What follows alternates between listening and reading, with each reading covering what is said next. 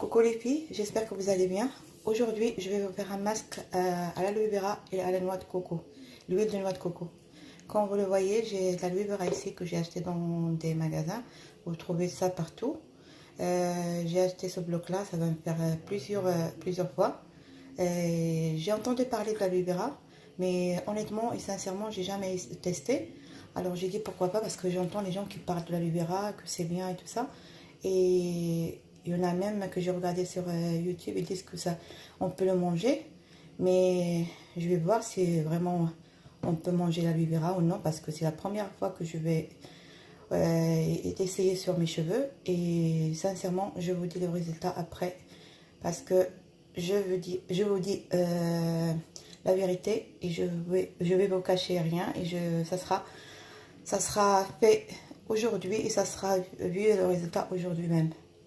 On va couper l'aloe vera. L'aloe vera, il y a un gel à l'intérieur. Moi, je vais couper la partie qui m'intéresse. Je vais couper par ici, par exemple, là. Je vais prendre cette partie-là. Quand on coupe l'aloe vera, il y a un gel à l'intérieur. Il est comme ça, c'est gélatineux. Il faut aimer pour que vous puissiez éplucher ça. Il y a un gel. Je vais goûter pour voir, parce qu'ils disent que on peut la manger en salade, mais je vais goûter directement comme ça.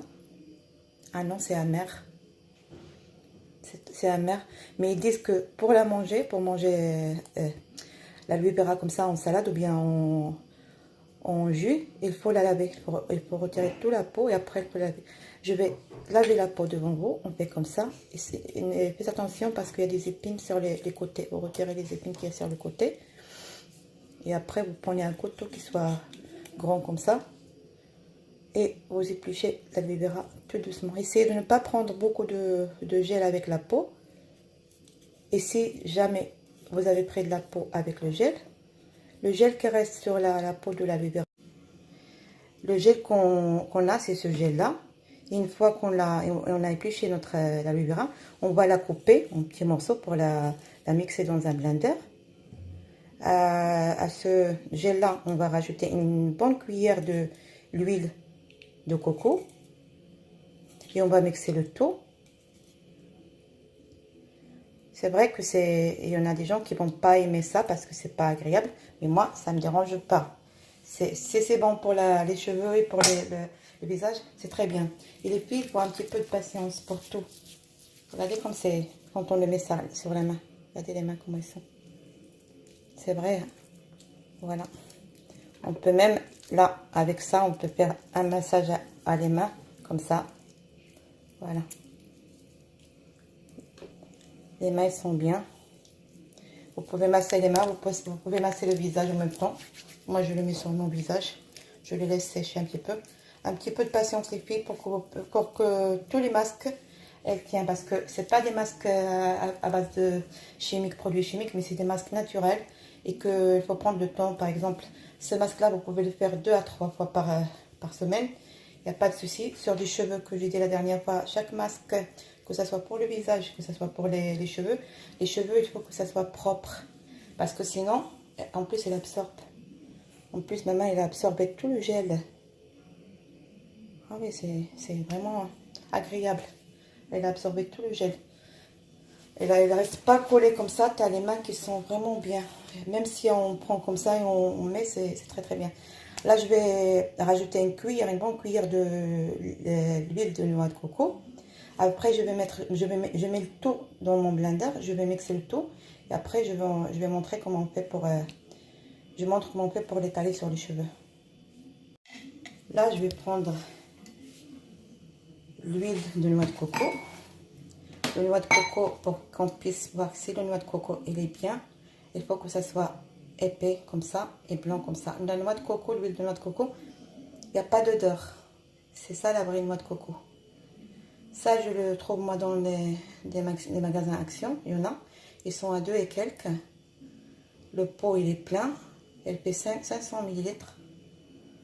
J'achète toujours à Action, les gens qui habitent en France ou ailleurs. Je vais prendre une bonne cuillère de noix de coco, non, de l'huile de noix de coco, comme ça. que je vais mettre dans un bol et que je vais faire fondre un petit peu pour que je puisse le mélanger avec ma aloe vera. Une fois que l'huile de noix de coco est fondue, elle est transparente comme ça. Quand elle devient dure, elle est blanche, mais quand elle est fondue, elle devient transparente. Je vais la rajouter sur l'aloe vera et je vais mixer le tout. Une fois que j'ai broyé ma aloe vera avec l'huile de noix de coco, ça donne une mousse comme ça, épaisse, que je peux étaler après. Ça fait une petite mousse. Il ne faut rien laisser dans le blender, il faut retirer tout parce qu'il ne faut pas perdre.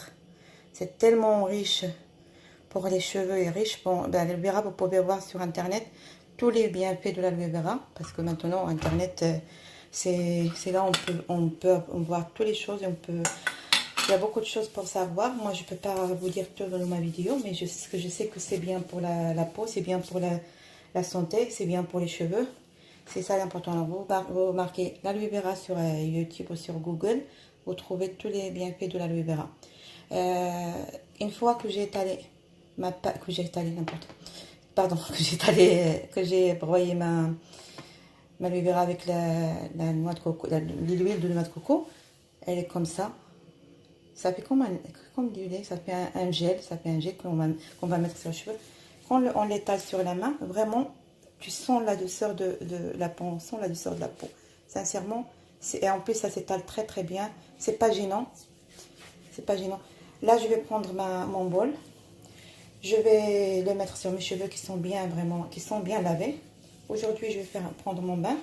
Et derrière, je vais faire ce masque-là.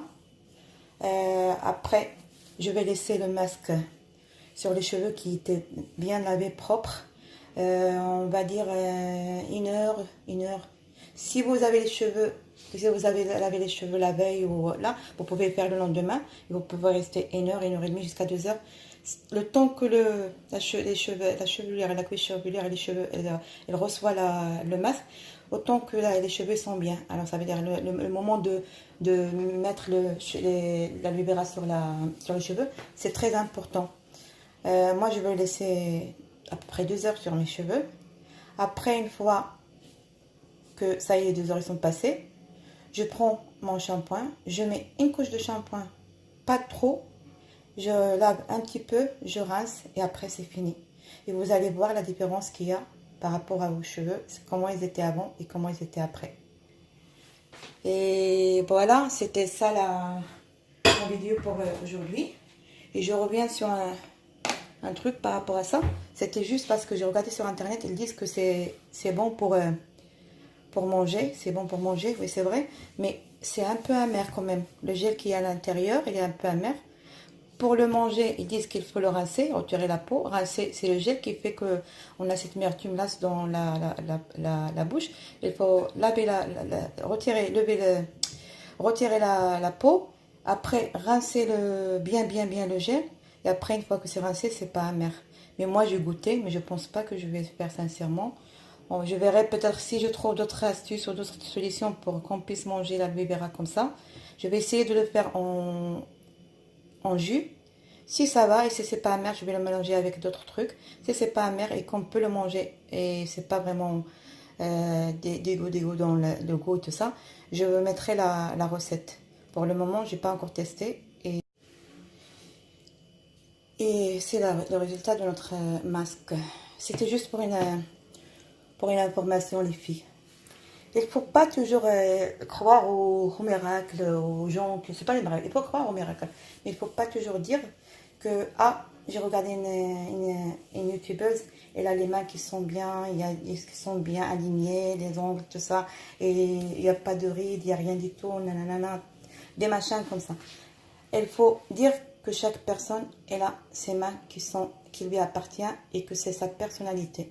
Il y a des mains où on peut... Moi, je dis par exemple, moi, je n'ai pas des ongles. J'ai pas d'ongles, rien du tout. Mais j'ai des mains qui sont douces. Mais sont comme ça, ils sont douces. C'est des rides, c'est normal. Il y a des rides, c'est l'âge. On ne peut rien faire avec les rides. On ne peut pas les retirer. Sinon, il faut faire des botox ou faire des trucs comme ça. Je ne sais pas ce qu'il faut faire. Mais sinon, quand je mets ce masque-là comme ça sur mes mains, elles sont bien hydratées mes mains, elles sont propres.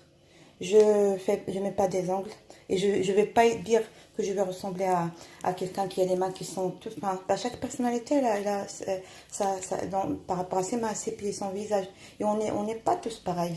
Dieu il a créé les gens, mais chacun il a sa personnalité, chacun il a son visage, son corps, tout ça.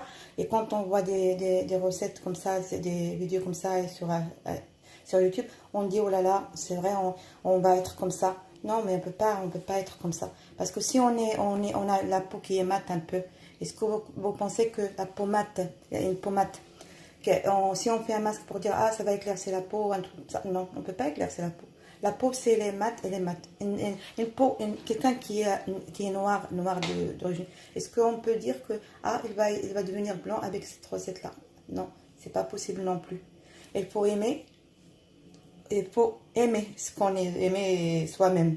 Parce que si vous aimez votre corps, si vous aimez votre visage, si vous aimez tout ce que vous avez, les autres ils vont vous aimer. Si vous détestez votre corps, vous détestez ce que vous êtes, les gens ne vont pas vous aimer. Comment vous voulez que quelqu'un vous aime et vous vous aimez pas?